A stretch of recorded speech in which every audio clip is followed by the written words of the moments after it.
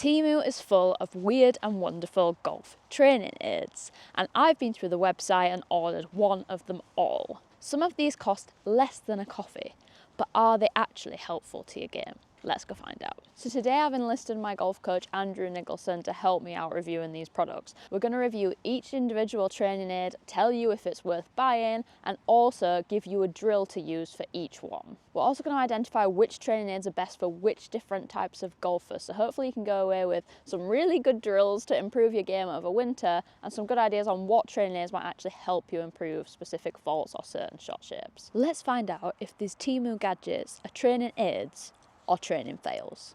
Okay, so training aid number one, we're going for this, what we're calling a wrist setter, which I think a lot of people see people using this on the driving range, but you don't always know what it's used for. So we're going to show you a few different examples. We've got this on a 7-iron currently. There's different ways you can set this up. This one's interesting because you can actually extend this further along.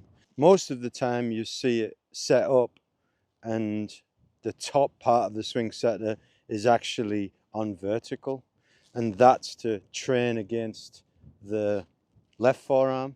I prefer to use it against the right forearm. So I've twisted it basically 45 degrees, and that's perfect for that movement of the wrist. Now for those golfers who roll it round, in essence, this movement here. Now the other thing it's good for is to help you wind up correctly. So that movement here, movement against the right wrist, so now I'm engaged. Now the rest of my swing in essence is with the big muscles. So it's actually helping my synchronizations. It's doing lots of things. It's helping my wrist movement. Once it's loaded in, it's helping me get the understanding of winding up my bigger muscles and synchronizing those bigger muscles to the movement of the club. So yeah, it's a good bit of kit. So we're saying this would stop me shutting the face down so much on the way back? Good question. For that, what you would do is you'd put it back in its normal position. The more that it moves to the left and hinges against the left arm, the more open the club face would be. The more it moves to the right and hinges against the left arm, the more closed the club face could be. So as a coach, if you're wanting to open the club face for somebody a bit more, if it's their super shot, you can put it on, move it to the left. You know, if someone's a slicer, you'd probably very move it the other way. open, very early, very scoopy, no ball speed, no compression, you could move it to the right and hinge it onto the left. Alternatively, I've done it this way to help understand, in essence, the mechanism of the right arm and how the mechanism in the right arm can promote a stronger pivot. So you hit one then.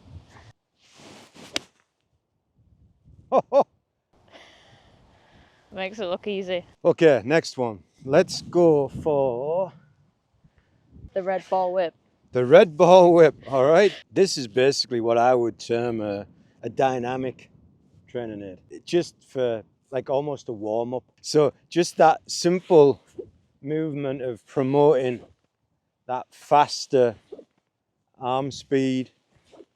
I actually think it's better on the left arm because it promotes that movement, what I would call the reach movement of the handle pushing away from the pivot, which keeps more energy back and therefore allows more acceleration at the bottom. So that's good for that.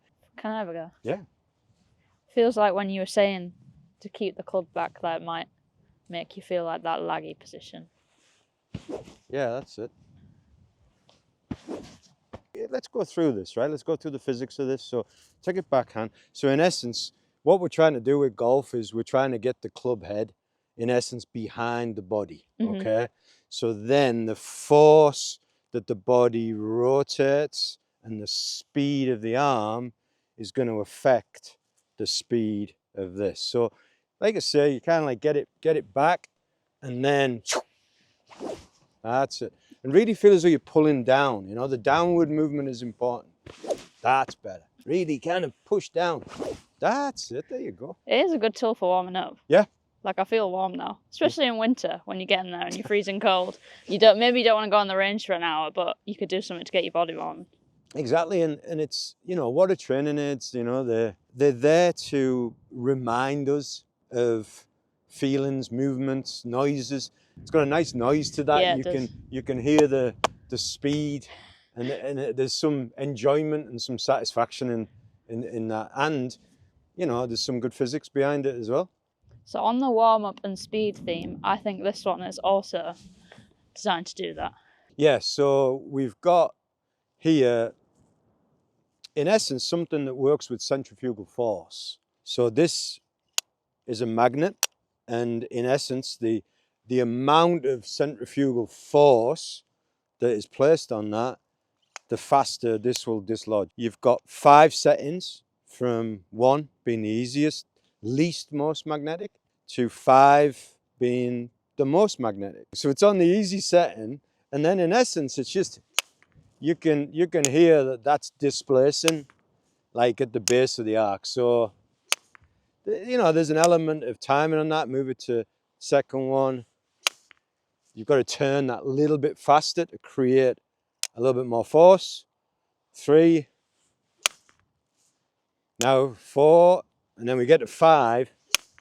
So for it to click on 4, in essence, I needed to get more leverage, and I needed it to rotate faster. So the combination of those two things is going to displace that. We get to 5. This is tough. Just about managing that. But I've got to really work the handle. So if you're someone that kind of carries the handle quite a lot, early extends, handle moves away from the body coming into the ball, you know, so you'd never really get the energy out of the handle into the head, then yeah, this would work for you. 5 is very difficult and 1's very easy, so I guess it covers a lot of different golfers. Let's see if I can manage 5. 5. What it could do with being is a bit heavier. Still have to put a decent amount of effort into it though. Yeah. I think they might come in 3 colours, so I think you can pick. There you go. And get different weights. But good. I quite like that. I like this got a grip trainer on it because it forces me to do something good with my grip. You to do the grip. And the other thing I would do with somebody is try and don't put it on a 5, but maybe put it on a 3, and then just go to here, so that your elbow is in position. You know, your lead arm is long, your trail arm is short, your lever arm is loaded, and then in essence get it to click from there. Yeah, you can see that really kind of tightens everything up. It makes it feel like you have to do all the work in that bit, rather than, I guess, a lot of people get here and they just want to go. They do all the work too early. Exactly. So I think that'll give you a lovely feeling for the efficiency of the swing. Yeah, I can feel like all my body feels like it's working together. Yes. Like my core's actually doing something. Yes.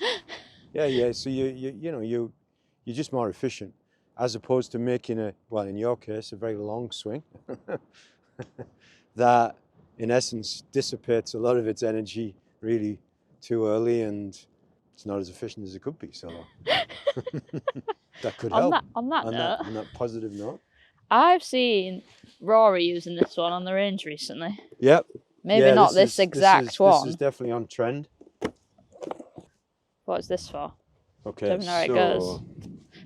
Yeah, I think I get a bit nervous, to be honest, about these things, even though this is super popular. I think that when you kind of create tension to start off with, you're going to hurt some of the sequence. But, you know, if you're someone that splits the elbows, which a lot of people do, then this is perfect. You could almost combine this with either the rope or the yellow swing setter. And it gives you that feeling of keeping your arms more together. I think for a lot of people, they're not going to have the external rotation to keep pressing.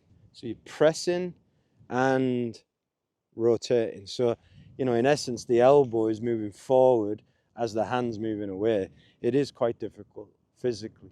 I think that's a good thing to think about when people are like going into winter and thinking of changing the swing. Like, sometimes people are trying to do stuff that their body physically can't do. 100%. And yeah, there's a simple rule is that if you're trying to train something that feels difficult, then it's probably not for you. If it's something that feels a little bit challenging, so you've got to like maybe work 10% better to achieve some results, then yeah, that's perfect. I think something where you feel as though you've got to change 90% of what you are, you know, it's unrealistic, and you're just going to end up frustrating yourself and not being able to kind of complete any goals or complete the movements you're trying to achieve.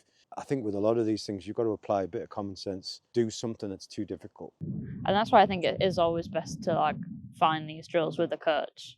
Yes. And like a big thing a lot of golfers don't do is like go to the gym or get like a movement coach. And like a lot of your young players who've done really well kind of do years of just like movement. They're not even lifting weights. They're just like learning to move their body correctly. So if you pick up some of these things and you're doing stuff and you're not sure what you're doing, it doesn't feel right, maybe you need to go to a subset of coach somewhere. Yeah, 100%. Yeah, it makes me feel stiff. Yes, it is. I have excellent external rotation. I almost have too much. My problem is keeping the club a little bit more in front of me, definitely not having the club behind me. But so I'm kind of like unusual. So for me, I can do that. I would say that if this was in the center, if it was spring loaded, and you could basically put different widths of spring in, and then you could then, you know, slowly get it smaller as you travel down that pathway. That would be point one. Back out here. Yeah, that would be good. Yes. Right. I think we've used a similar version of this before when I've had lessons with you. So yeah. You've got the Gbox Gbox, which I think this is, shall we say, a replica of? Yeah. Which is, I mean, it's quite helpful because the Gbox is very expensive and quite hard to get hold of if you're not in America.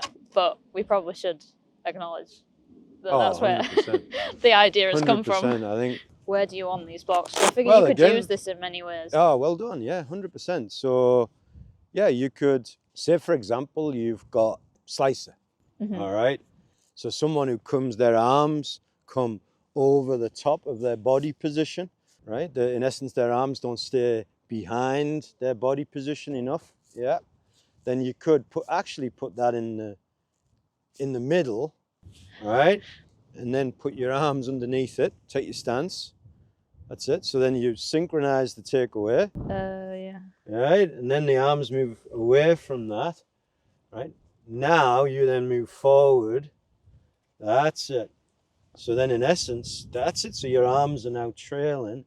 You pivot. So yeah, there you go. I've just invented something there, right there. It's the end box now. Yeah, it's the end box. Yeah. So the Gbox, you've got, you know, in essence, you've got one there. They've got little handy arrows on them. I think you can put them. All right. You can make a bigger block with them if you want, can you? There you go. Okay. Okay. So we've just been using the Rory training aid for the external rotation. Yep. Now, this can do the same thing, because if you stand there, as you externally rotate, you know, you're going to stay in front of that. So what you could do, put the person in position, lift that up, that's it, and then leave it there, you see? Yes. Now you can feel, you're going to be getting a similar feeling to what you were getting with the ball between your arms, you see? Yeah. Although I feel like I can get a bit further with this one. Yes. And then I've got to... Then in essence, yeah, you go down, then the arm straightens in front of that. That's it.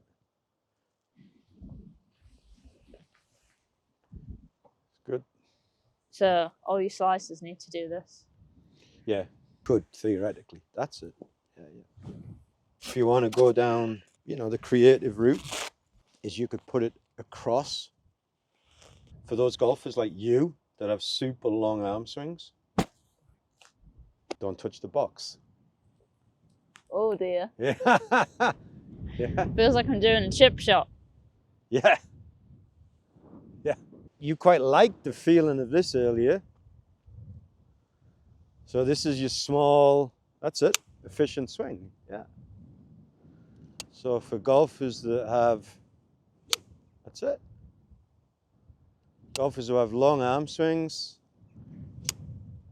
Literally Small feels like I'm pivots. not even doing a swing. Yeah. Yeah.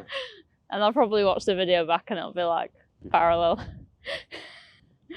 Feeling real. Feeling real. I think that's a good thing about training is because so much of the time, if you're not someone who films yourself all the time or you don't know what you're looking for in your swing, it's so easy to think you're doing something right when you're not. I can feel like I'm doing a 3/4 swing and it's still like full or too long. So I do actually need something physically to be in the way, or I just won't do it. 100%. Yeah, you know, you need feedback because you can't trust your own feelings. Right, what do we want next? I'd quite like to have a go with this foot Yeah, one. you want to have a go with that. You've got your eye on that, haven't you? I picked this because I over-rotate my hips and, well, everything in the backswing. So I thought it'd be quite good to go under my right foot.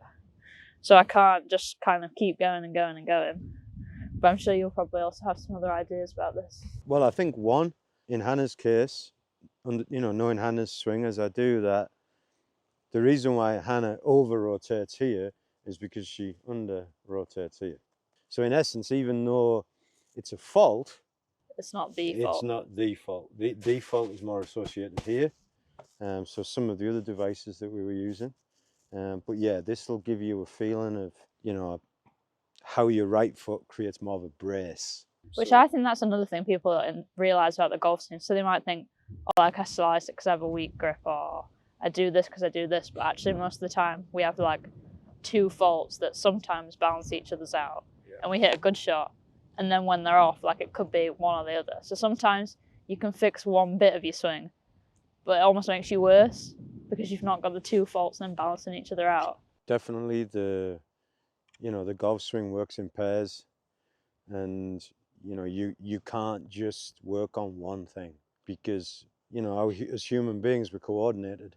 We can develop movements to compensate other movements. So understanding what is the cause and what's the effect and the relationship between those two is at the heart of good coaching and good analysis. And this is a perfect example for you that if we put too much resistance through your right leg and you're having a bad day with your external rotation, then I'm not going to be able to hit the ball. You're not going to be able to hit the ball. It's going to be a tough day for you. So, but understanding the relationship between those two things is at the heart of you understanding your golf swing. What else could someone do? What else? I mean, I like it. I like it for driver. With a driver, everybody talks about speed. Yeah, right? And when we think of speed, we think of it numerically. Speed is basically deceleration. It sounds counterintuitive to say that. What you're trying to do is you're trying to slow one end down to speed another end up. So having this under the left foot, where in essence we get our weight across, we could use our little whip, our little red whip for this. And then in essence, we push into that. Mm-hmm. So that pushing hits the ground, and then that ground in essence is going to push us back. So here now we've got an angle to help us. So it's going to like really offer a lot of opposing force.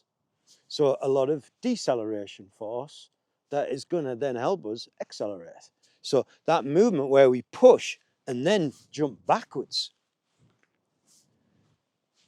that is essential for the club head, in essence, to go from being behind your body, for it to accelerate in front of your body to hit the ball. Personally, I like it for that feeling of pushing in. And for me, as a coach, getting people to load into their front leg, their lead leg, and then knowing how to then use that as a piston to push out of it, and how that links into their wrists and the momentum of the club, I think that's a really important thing. So for me, you like it naturally under your right foot.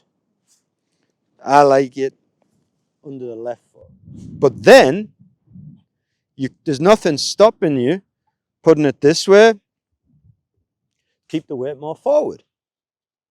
So if you're someone who falls off the shot and you need to keep your weight a little bit more like down and in front of you, do it that way. I do that when I'm putting. Yes. Opposite, that's forcing us back. So if we want to create a little bit more spring in the knees, so yeah, your springs are working that a little bit harder. So I've seen you using this one a lot. yeah, Who could make benefit of this, or what would you suggest people can do with this one?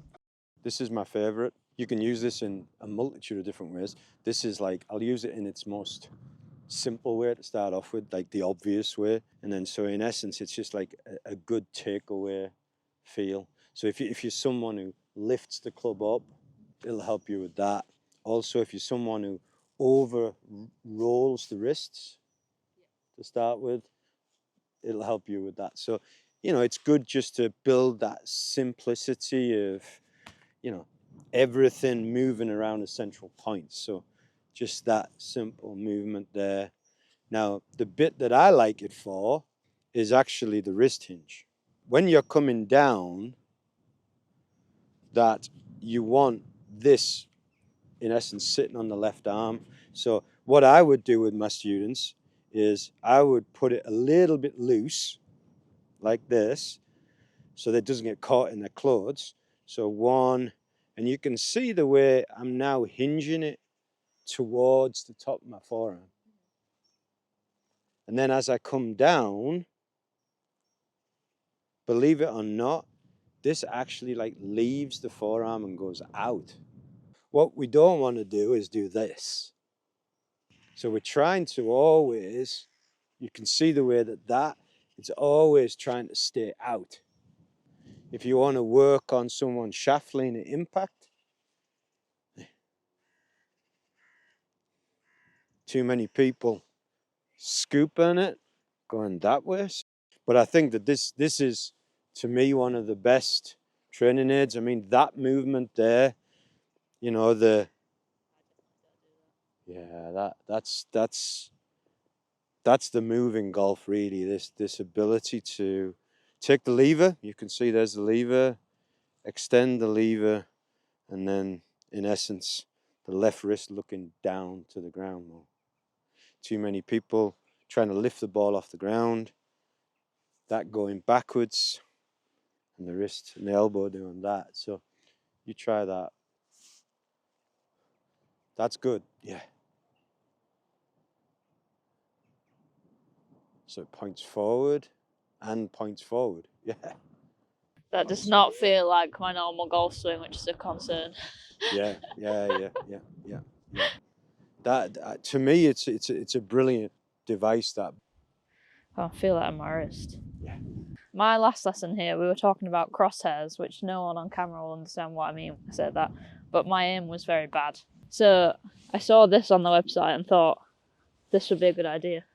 Obviously, Tommy Fleetwood has made this type of thing famous, but in all honesty, going back 30 years ago when I was at Lake Nona, we used to put, before alignment sticks were invented, we used to take old shafts, with the grips on them, and we used to drive them into the ground and create, in essence, you're creating what David Ledbetter invented and called it a swing station. So you're just creating a station that helps you get your lines and your angles better. The thing I like about this, it's actually got some numbers on it. I think that's really good, because at least you know it's consistent then when you're setting it up each time, rather than kind of putting a stick in the floor and hoping it's on the right angle.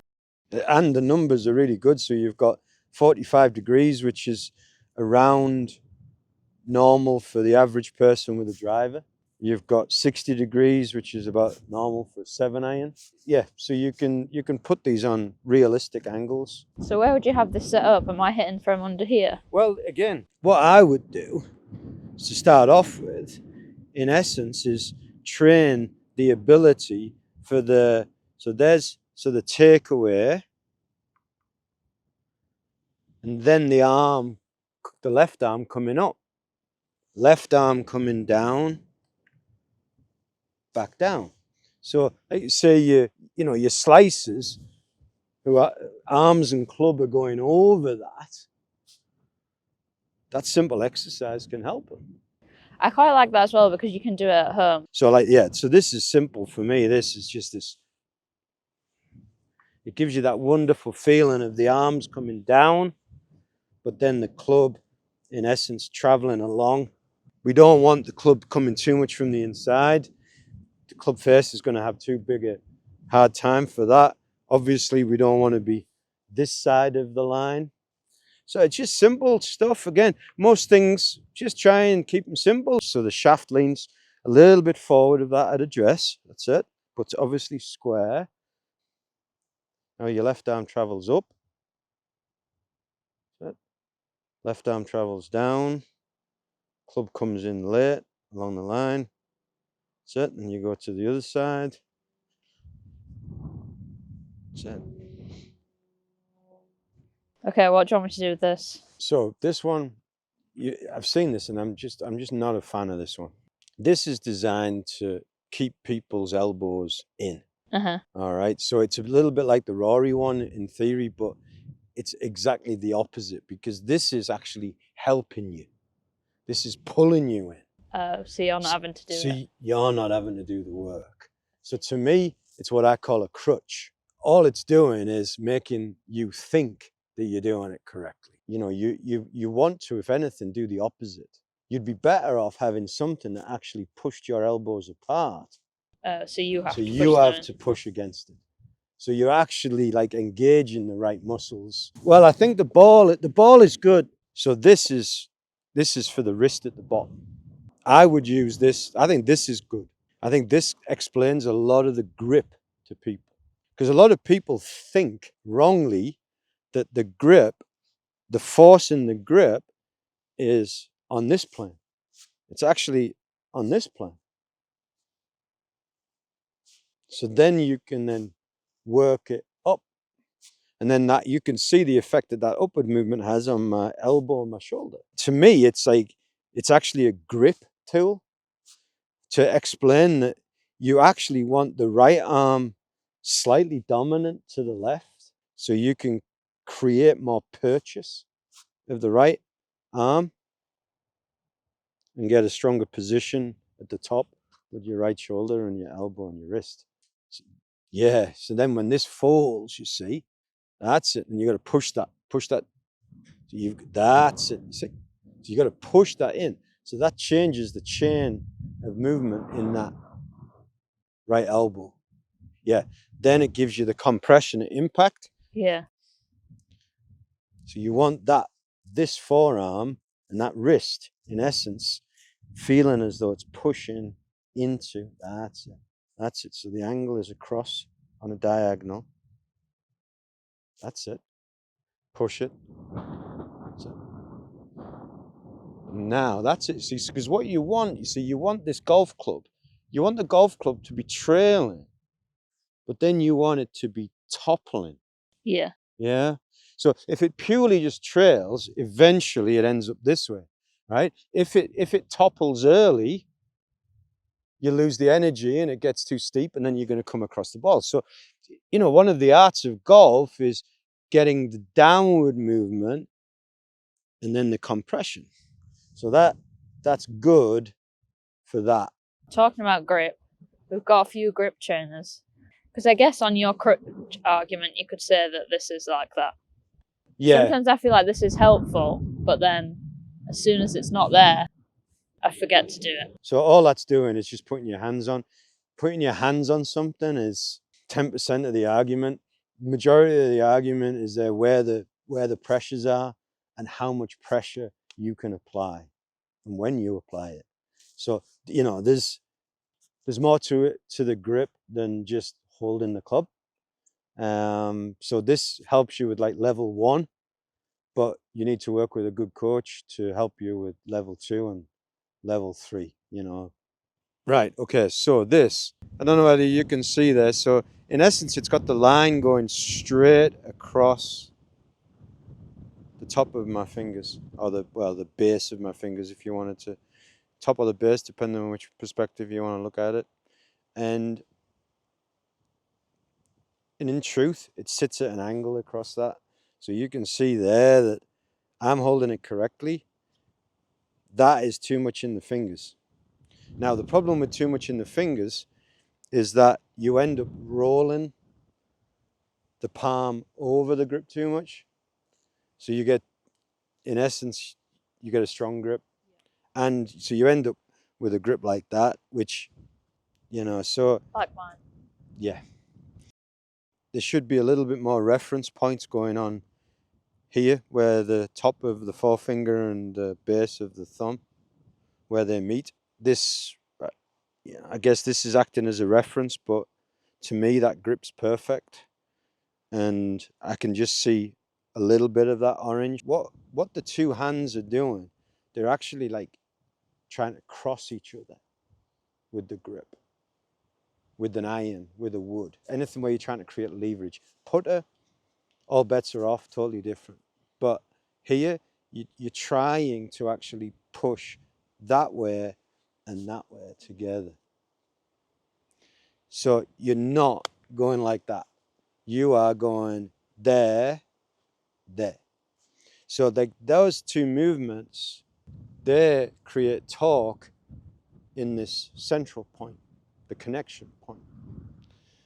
And that connection point, that material, my finger floats around that too easy.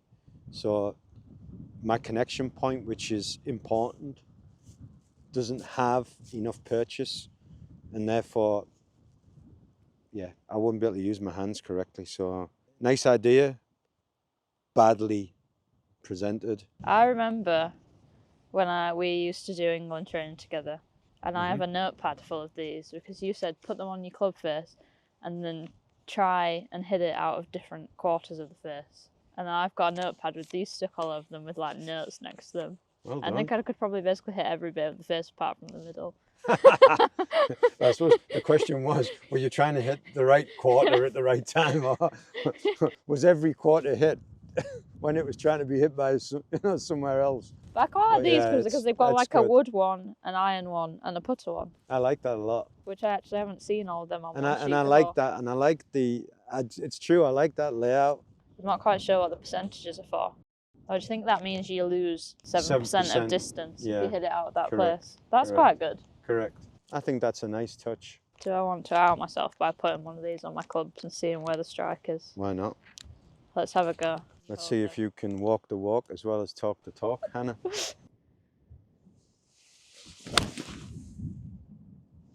Hey. Oh, I was actually in the middle. Oh, wow, look at that. Fantastic. To witness that actually happened. Out the screws, Evidence. as we used to say back in the day. I'd say if anything on my long shots I hit it out the toe, but recently I've been hitting it out the heel of my wedges. Why would it be different between one versus the other? That's a £1 million question that could be answered in probably 1,000 different ways. One, depends on how heavy the club is. Okay. You know, your wedges are usually kind of quite heavy, so it depends on how heavy they are relative to the other irons. One. Two, distance from the ball. Three, wrist movement, but that wrist movement can be due to the heaviness of the club. Club's too heavy, you know, it's harder to get the mass swinging out, easier for it to swing down. Generally for those, that's toe hits.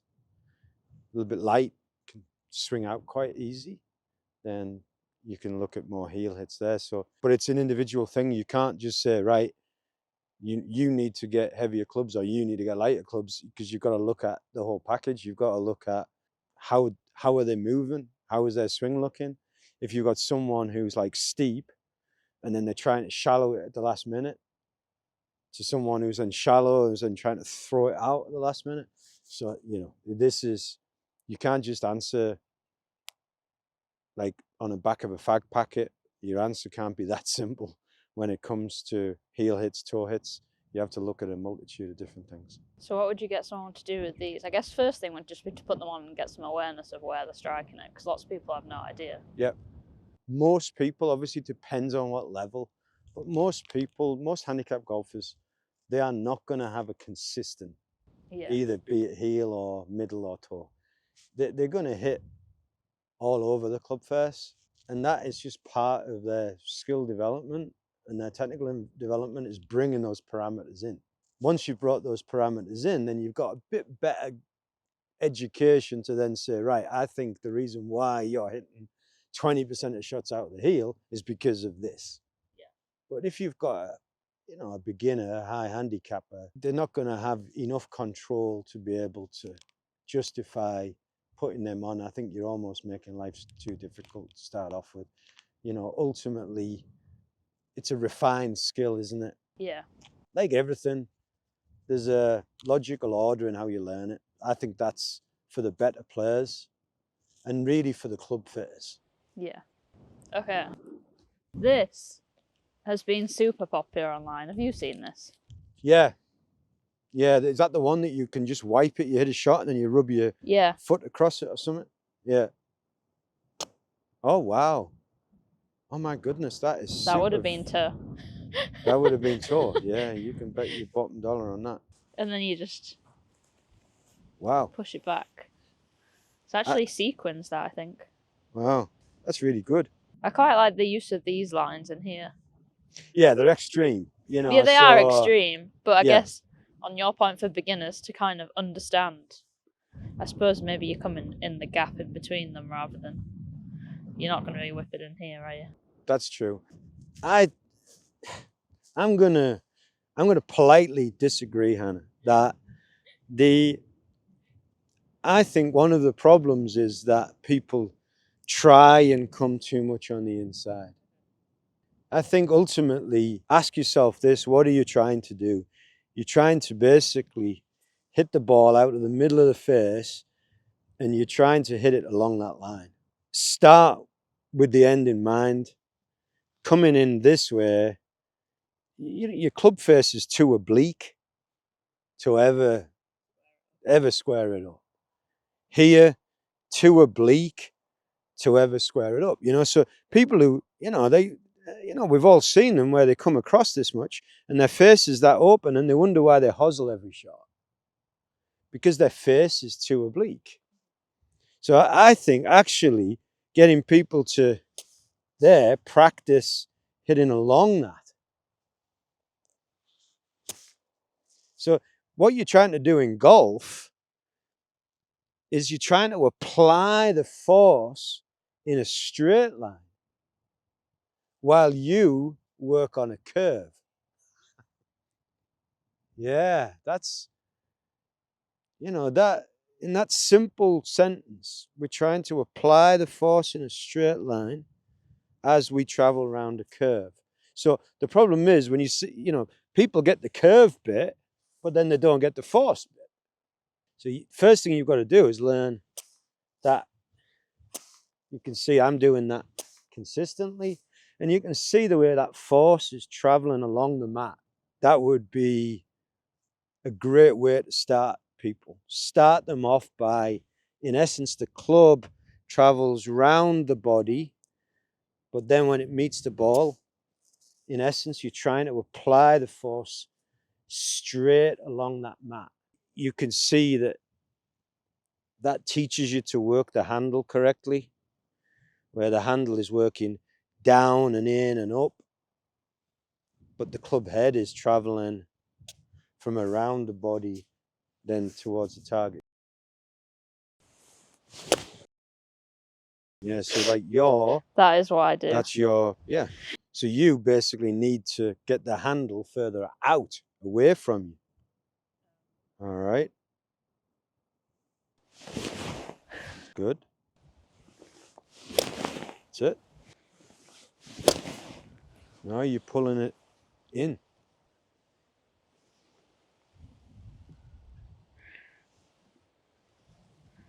See, so the handle goes from being out to going round and in.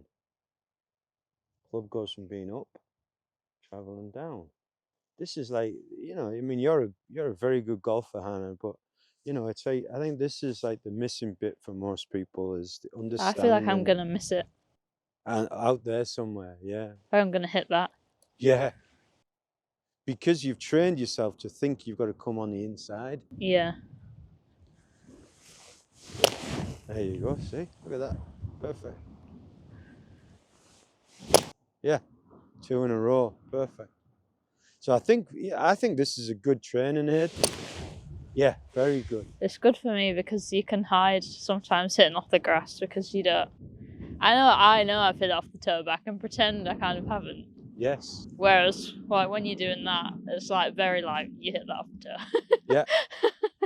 This is like a bright wedge, Yeah, bright white strip of there is no hiding tonus, place. which I think that's some of the best training is where like you can't hide your fault using them. Exactly. You don't want crutches. You know, you don't want a training aid that's a crutch that makes you think that you're better than you really are. This box is claiming it can fix my hook in one swing. Or Okay. slice. Well, I think we've just fixed your hook in one with this anyway. So, Oh my goodness, what is this? I'm not entirely sure. So here, here I've got it set up for the slicer. So, yeah, I mean, That gives me the heebie-jeebies, that. I'd be hitting them all night. get your new best friend. I almost feel like I need to hit that stick to... Yeah, and I think this is... That's obviously trying to stop someone who's right over here, isn't it? It's good. So, I mean, you've got it in a position there where it's extreme, right? So here, you would probably put it there. Feels close. Yeah, it's good. Do you reckon you could hit a ball off that? Maybe. Just a little baby shot. I can try. Okay. Wow. It's actually pretty good. Pretty good, wasn't it? Maybe this is my new practice station. Here's a new practice station. Now, obviously, what you would do, what you'd like someone to do is to video themselves correctly. Yeah. And then adjust these accordingly. Start easy. And bring them in. Bring them in, yeah.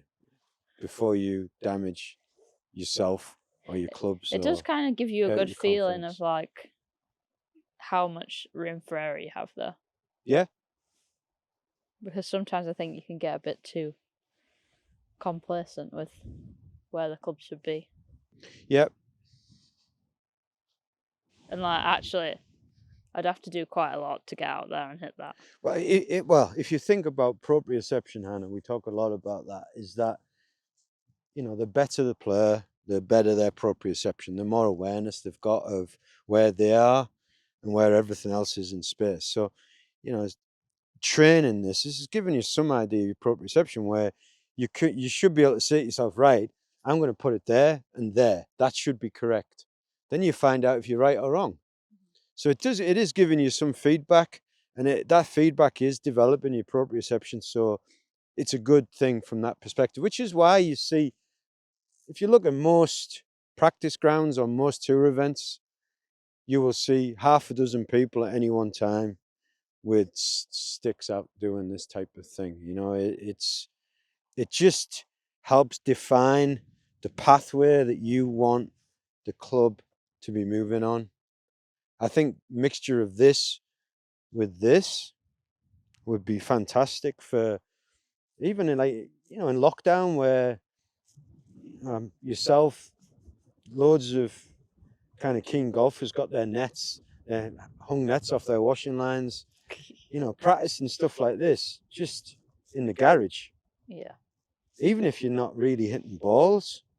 I think that's one of the things people don't realise, and like you were talking about reps earlier, and like actually for your brain to learn something, it's much better for you to do like 10 reps a day than to just go and hit 100 golf balls on a Saturday. 100%. Because the brain likes you to repeat actions over and over again. So actually to like do 10 practice swings once a day or twice a day with this at home will be way better than just waiting until the weekend to hit golf balls. Definitely. I think what do most people do when they go to the range, right? One, they don't have a plan. Two, they then just hit indiscriminately and walk away definitely no better, 20 quid lighter, and they haven't learned anything. Something like this, where one, you've got to set it up. So there's got to be an element of planning. Yeah. 2, there's feedback. 3, you can get it wrong or you can get it correct. Just doing 10 minutes like this on a night is going to be way more time effective in this day and age, where how many people realistically can say, right, they go and drive 20 minutes to a driving range, takes them 10 minutes to get the balls, 5 minutes to get to the bay, then they hit, they've had no plan, no this, no that. They walk away depressed, thinking, I'm no better. And it's taken them 2 hours of their life. 10 minutes of doing this on a night, every night, that'll reap far greater rewards. It's not just about how much you do, is it? It's about the quality of that repetition. And Yeah. We've got 2 left, and I think they're 2 of the craziest. oh, this is a good bit of kit. This is usually what a practice session with me looks like, actually.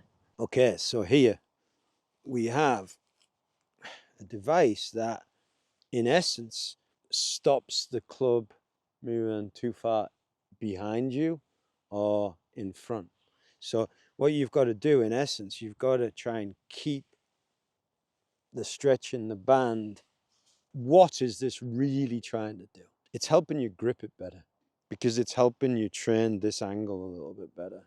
So what you don't want to be doing is too much of that. So here, so you're creating that angle, and it's helping the club swing up. So for those golfers who take it a little bit too much on the inside, round here and then over the top. And the other thing it's great at is this toppling. Is the toppling of the club. So incorrect, incorrect, correct. Could that help me with that feel we were just trying to do? Definitely. You've put it on. I feel like I tried to use this once and I basically kept missing the golf ball. Yeah, because it's, in essence, it's placing a force on the club. So that, to me, I'd be a little bit more nervous of hitting shots with it.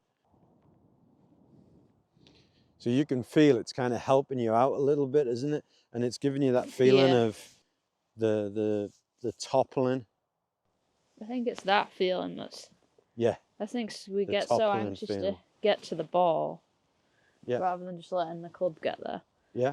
And that's what I can feel with that. Yeah. Which is what's quite nice. I think to some people that would feel completely alien, like they wouldn't even realise that's what you're meant to do. It reminds me of, have you seen those robots people clip into, and then they can like feel someone's swing? Yes. It reminds me a bit of that, like it's forcing you into a place which you don't think. Yeah, I'd agree with it. So it's a crutch. Yeah. Because it's kind of helping you, it's facilitating. But in this instance, I feel as though there is a little bit of value in the crutch of it. Yeah. It's helping you just kind of 10%. It's not doing all the work for you. You can still get it wrong. Yeah. But it is helping you a little bit. So who would you recommend this to? Good question. Again, different uses. One, to help people understand, believe it or not, how important wrist strength is. Yeah, I can feel my hand and my wrist. Yeah. So, because that, you can feel it, it's working the wrist. Mm-hmm. So it backs that up. So that would be one. 2, the grip, the pressure points in the last 2 fingers of the top hand.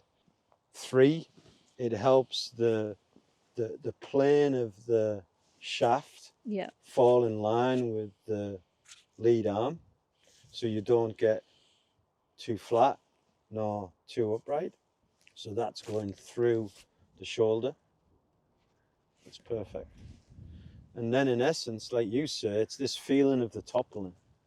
Yeah. When does the club get wide? That's one of the big things. The club does feel really wide, yes, compared to what it normally does to me. Yes. Like, because I'll just... That's a key, especially with this, people have been transfixed with lag.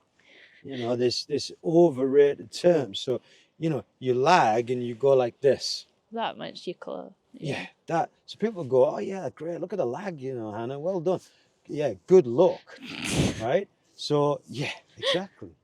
So one of the biggest things in golf, in coaching for me, is like when to feel the radius. Yeah. When do you feel the radius? And you want to be feeling the radius here. Like if it feels like it starts like there. Yes, exactly. The toppling. Yes. It's a good word, that toppling. That is like what it feels like. Yes. The club. I mean, I'll use some posh words, but you know, the mass of the club, because in essence it's above the fulcrum of the wrist. Mm-hmm. Then it isn't. It's kind of drops. You see Yeah. that's the toppling. You see. I think this is my favourite for forcing a different feel that you might not. I think that feeling's hard to get. I agree.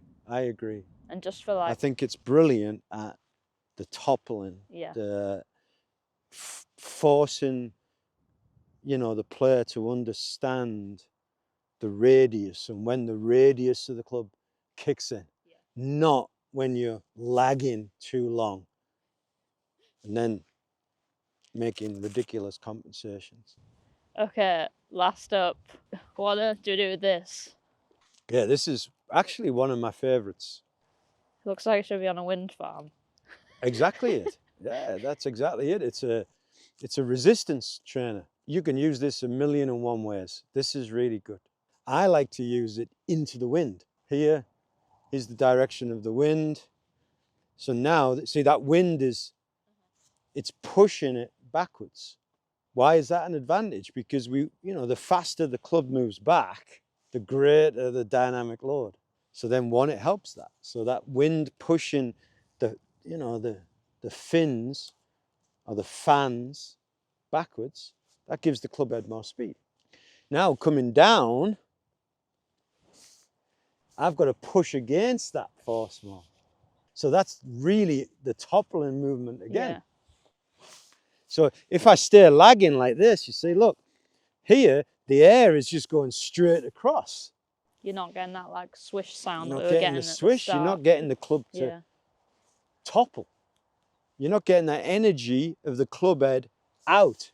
Yeah, into the back of the ball. Exactly, out. Get it out. Further away from you it is, then you can, in essence, your strike mat is going to help your strike mat. I think this is really good. The stronger the wind, the better. Gives you more speed in the backswing, gives you greater resistance in the downswing. It really helps your kinetic chains fire up. My core's hurting watching you do that. Yes. Oh. Yeah, that's a lot harder than it looks. It's a lot harder. It's so light as well, but it's a lot harder. It doesn't feel it. Yeah. I'm also not that confident in how well I screwed these fins on, I'm not going to lie. It's going to end up at, someone's garden over there. Someone's garden over there. Yeah. Oh, that is good. It's good, isn't it? You can feel it right in the core there. And it really gives you that feeling, and it gets you that understanding of how, the club head goes out, but the core is pulling. Mm-hmm. And that's why it's working. Okay, to round up, if we were going to pick one or two each to recommend people to get, which would you go for? No, well, why don't we categorize it relative to different levels? Okay, good idea. Yeah. The most useful for all levels, even for a good player, would be this. I would chip shots, short shots, etc., but very good for all levels. I would say for advanced, I think that's fantastic. I really liked this. Yeah. Just like gives you the feel of the bit of the swing that I think's the most difficult. 100%. Like everyone, 100%. I think it's really funny because if you go to the range, like you'll see people like working on the takeaway or working on like this bit from the top, but you very rarely see people working on this bit of the swing, which is like the bit that hits the ball really. 100%. So couldn't agree more. I think it's nice to have something that gives you that feeling of what you should be doing. At least we can try to recreate that. Yes. I think this for the medium to advanced golfer. Mm-hmm. Yeah, this is fantastic, and you know, you can, in the hands of a good coach, you can learn a lot with one of these. And I think this can, beginners with simple takeaways, swing plans, wrist hinges, more intermediate, even advanced players with the, you know, the left wrist pointing a little bit more down to the ground through the ball rather than scooping. I think this is very good. If I was picking a handful, yeah, that would be my go-to, would be those, yeah. So there you have it. Loads of tips there on how you can go out and practice this winter. Hopefully you found that helpful. Find some of these devices. I do have a discount code which I'll put on the screen and link in the description if anyone wants to go and buy any of these training aids. And a big thank you to Nico for joining us today and giving us all these helpful tips, because it's definitely been more insightful than if I was trying to tell you what to do with these. Well, And if you want an online lesson, I'll put some details of how you can contact, because don't ask me about a golf swing. I don't know what to do.